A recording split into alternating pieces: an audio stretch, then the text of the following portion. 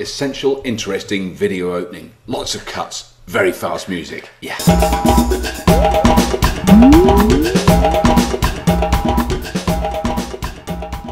Hello there YouTubers, I'm presently in Amsterdam and I've had a bit of a quandary because my wife has bought me a pair of trousers.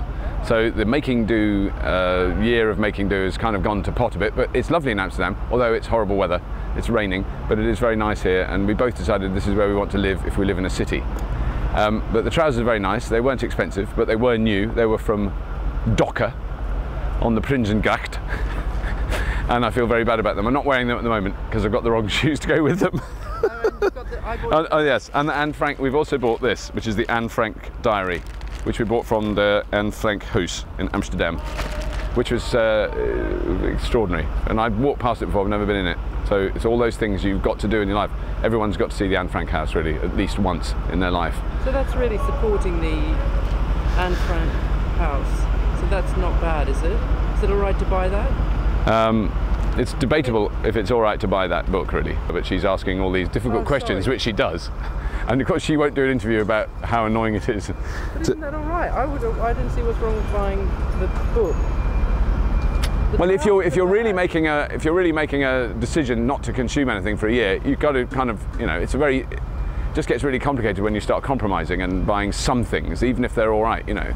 But I admit the trousers are probably bad, but I can't bear to see you in those trousers any longer. Actually, you need a new pair of shoes, or you could clean those ones up. You can see what I'm up against here. It's not easy. And one of the amazing things about Amsterdam is it should be used as a sort of model city. You know, there is a sort of element of, it's on a human scale, it's not that big. The transportation system, public transport, is fantastic. I don't know if they've got a congestion charge, I would doubt it, but there's not that many cars. Everybody rides bikes, it's flat. They do have that advantage, you couldn't do it in a hilly town. It's miserable weather like we get in England, but nobody seems to mind. The houses are all sort of annoyingly beautiful. Amsterdam is amazing. I haven't been here since 1985. I used to perform here in a club. And look at this now, right behind me here. I'll turn around so you can see it. Look at that bar. That is a little brown cafe on the corner. And it's slightly leaning. Well, it was built in 1665, so, you know, it's allowed to have a little bit of a lean. Well, that's all I had time to do. I mean, I feel very bad about my trousers. I can't actually wear them. They're just folded up neatly. They've still got the label on.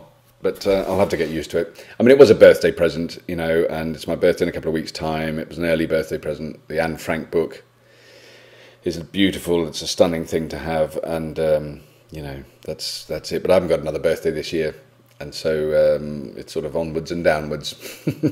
All I'm doing though at the moment is discovering the amazing amount of people who've done exactly the same thing last year, the year before. You know, people who got together in San Francisco in 2004 and decided not to buy anything for a year.